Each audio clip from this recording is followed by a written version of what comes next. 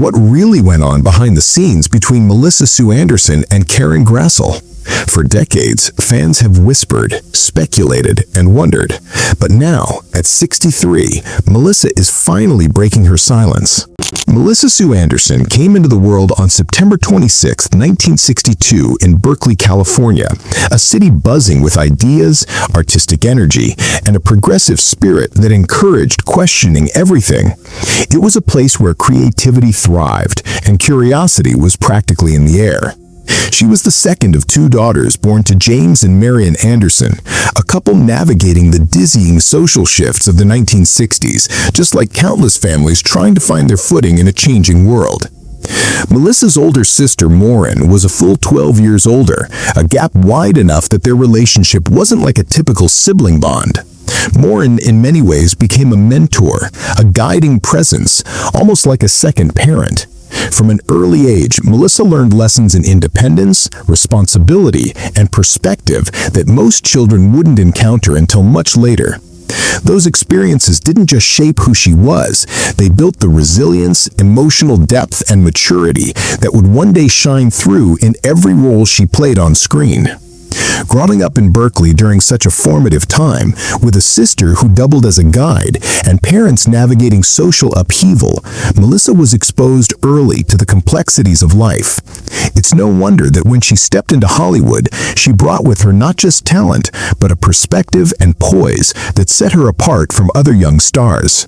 At just 7 years old, Melissa Sue Anderson's world was about to shift in ways she could never have imagined.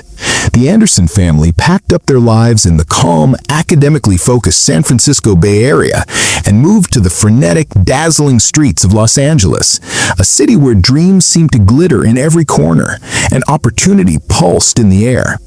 For young Melissa, this wasn't just a relocation, it was stepping through a doorway into a universe filled with possibilities she had only glimpsed in magazines and on TV screens.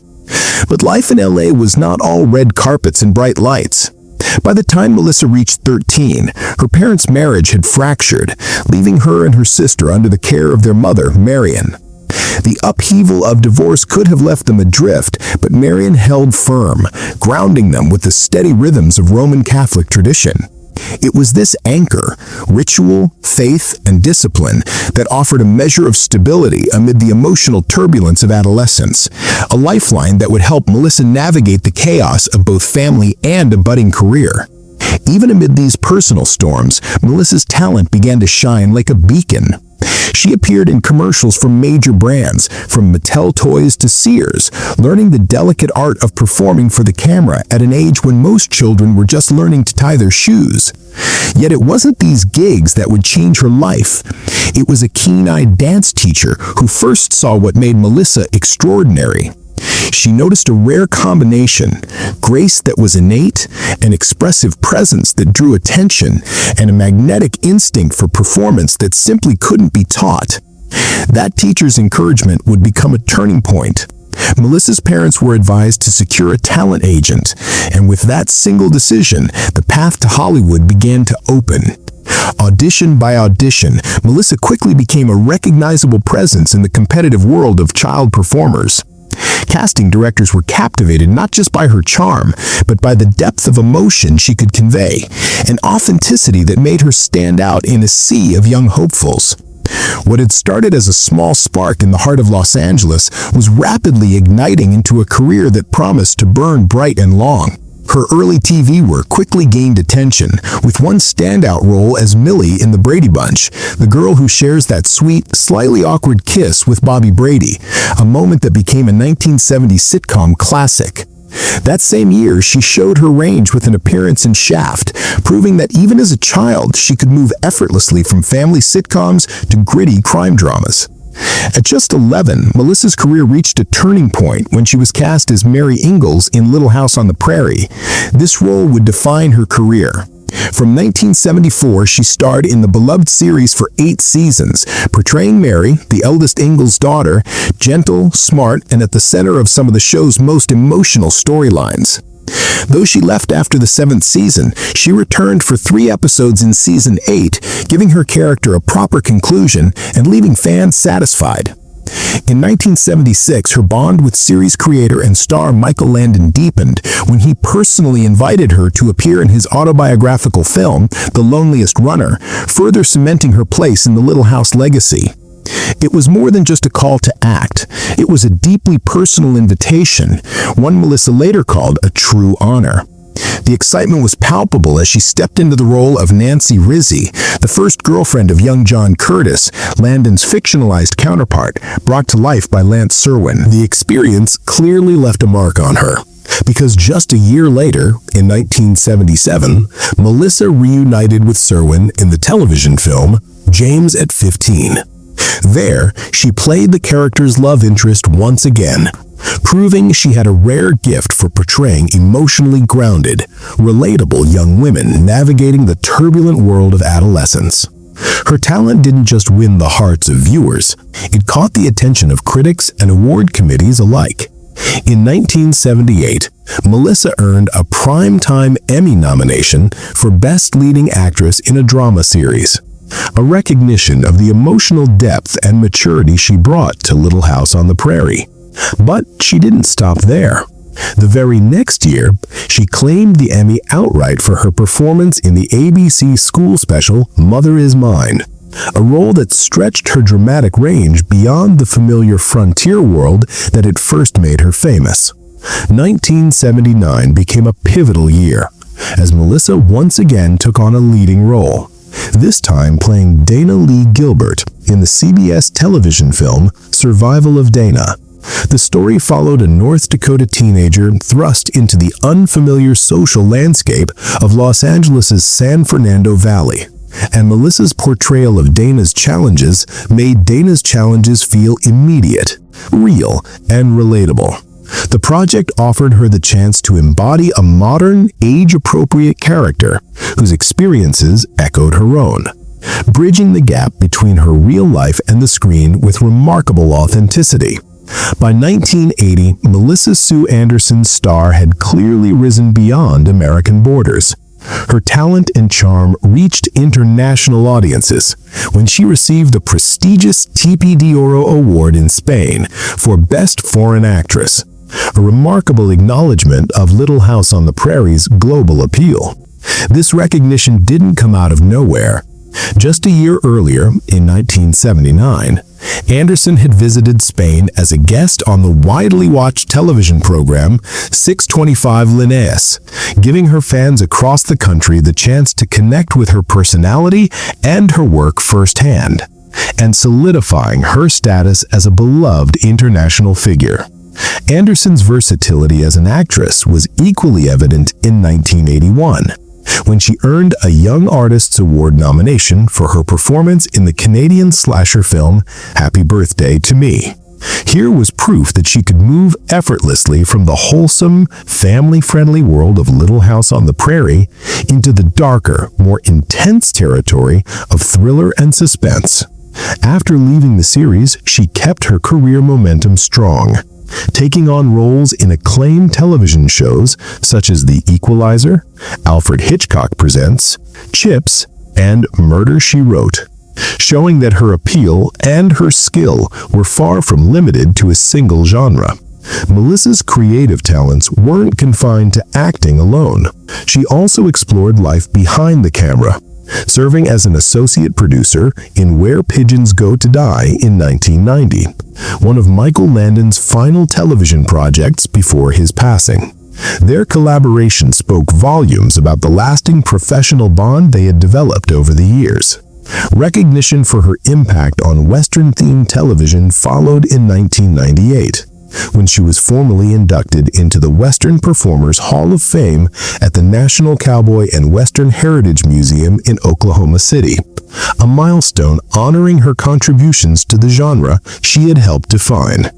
In 1999, Anderson expanded her repertoire once again, starring alongside Heather Langenkamp in the short-lived television series Partners, further demonstrating her ability to adapt across genres. Years later, in 2014, she returned quietly yet meaningfully to the screen with an uncredited role as Stash's mother in the feature film Veronica Mars. giving longtime fans a subtle but heartwarming glimpse of her talent and presence on the big screen once more. Beyond her career, Melissa Sue Anderson's personal life found a defining chapter in 1990, when she married Michael Sloan, a respected television writer and producer whose work spanned decades and genres. Their marriage wasn't just another Hollywood union. It was a partnership grounded in deep mutual respect, a shared creative vision, and an understanding of the unique demands of life in the entertainment industry. Together, they built a life that honored both love and artistry, a private yet powerful support system behind the public success. Anderson, long admired for her thoughtful, introspective nature, often credited her husband, Sloan, with being her anchor. At a time when she was navigating life beyond the whirlwind fame of Little House on the Prairie, Sloan provided a steady, reassuring presence, a companionship that balanced the chaos of the entertainment world that had defined so much of her youth. Their marriage quickly became more than just a partnership. It became a pillar of stability, a calm harbor in the storm of Hollywood's unpredictable tides. Together, Anderson and Sloan welcomed 2 children, each transforming their lives in unique ways. Their daughter, Piper, arrived first, bringing with her an immediate sense of joy, wonder, and the responsibilities of parenthood that Anderson embraced fully. Just a few years later, their son Griffin completed the family, grounding Anderson in a domestic life she had long envisioned, one filled with laughter, curiosity, and quiet, meaningful moments away from the glare of the public eye. Motherhood, Anderson often reflected, reshaped her perspective entirely. It softened her outlook, recalibrated her priorities, and drew her focus away from Hollywood's relentless demands toward a more intimate, family-centered existence. Both children were raised in an environment that celebrated creativity, curiosity, and independence, a stark contrast to the constant scrutiny Anderson had faced as a child star. She took immense pride in guiding them through life while shielding them from the intense media spotlight she had once known too well. In 2002, the family made a bold, life-changing decision. They moved from California to Montreal. But this relocation wasn't just a simple change of scenery. It was a deliberate shift in lifestyle, identity, and the future Anderson wanted for her children. Montreal promised a slower pace, rich cultural experiences, and a level of privacy that had long eluded them. Anderson embraced the city's unique blend of old-world charm and modern vibrancy, finding comfort in the quiet streets, the rich history, and the freedom it offered her family. The transition didn't just involve geography. It also opened new creative doors. Sloan continued developing and producing projects from afar, drawing inspiration from a fresh cultural backdrop, while Anderson found herself thriving in a space where family life and personal fulfillment could take center stage. The transition wasn't just about geography. It was about reclaiming a life where love, stability, and creativity could coexist away from the relentless spotlight. After several transformative years embracing life in Canada, Melissa Sue Anderson and her family took another deeply meaningful step. On Canada Day in 2007, they officially became naturalized Canadian citizens. For Anderson, this wasn't just a matter of paperwork or legal status. It was profoundly symbolic. She often described that moment as a personal rebirth, a turning point that allowed her to redefine herself. Suddenly, she could fully inhabit the roles she cherished: mother, artist, public figure, and private individual, all without the constant glare of the pressures that had so often shadowed her earlier years in the spotlight. The naturalization ceremony itself, held on the country's national holiday, was layered with significance. It was more than a formal event. It was a celebration of belonging, gratitude, and a quiet acknowledgement of the journey her family had undertaken together. Yet, life's storylines are never only about joy. Years later, grief would arrive in a form Anderson could not have anticipated. Michael Sloan, her partner for more than 3 decades, and the person who had provided steady companionship and unwavering support, passed away on August 13, 2025, after returning to New York City for work and creative pursuits. Sloan's death closed a chapter built on collaboration, love, and shared dreams. It left a void that reverberated not only through Anderson's life and their children's lives, but also among the countless colleagues, friends, and admirers who had known Sloan as both a brilliant storyteller and a warm, insightful presence. For Anderson, this loss marked the end of an era, one filled with triumphs, challenges, laughter, and profound affection. At 63, she has reached a stage in life where reflection flows naturally, where looking back is not just possible, but almost necessary, and where she can finally open up about the people and experiences she once preferred to keep private. One of those experiences revolved around the quietly intricate dynamics behind Little House on the Prairie. For decades, Anderson maintained a careful distance from the more dramatic behind-the-scenes narratives of the show. But with time comes clarity, and she reached a point where she could speak openly about Karen Grassle, the actress who played the beloved Caroline Ma. Anderson explained that age brings freedom, a freedom paired with a kind of emotional clarity that she hadn't always had in her younger years. I'm finally in a place where I can talk about all of it. I can do so without feeling like I'm stepping on anyone's toes or reopening old wounds, she said. That sense of maturity, she added, allowed her to share her truths with gentleness, fairness, and thoughtfulness. Her reflections on Grassle were candid, yet never provocative, measured, insightful, layered with the nuance only decades of lived experience can bring. In sharing her story, Anderson revealed a part of herself that had remained hidden for too long, inviting the world to see not just the actress they remembered, but the woman who had navigated fame, love, loss, and ultimately self-discovery. Anderson began by reflecting on Grassle's enormous presence on set, a guiding force during her early years as a child actress. Karen had this calming, almost motherly energy, she recalled.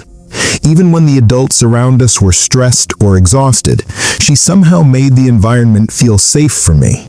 Anderson described watching Grassle navigate the whirlwind of television production, the long hours, the clashing personalities, the creative battles, all while maintaining grace, dignity, and composure. I learned so much from her, she said, not just about acting, but about how a woman in this industry carries herself. But Anderson didn't shy away from the more complicated layers of their relationship. She addressed the well-documented tension between Grassle and Michael Landon, a subject she had long approached carefully. There were days when the tension on set was palpable, she admitted.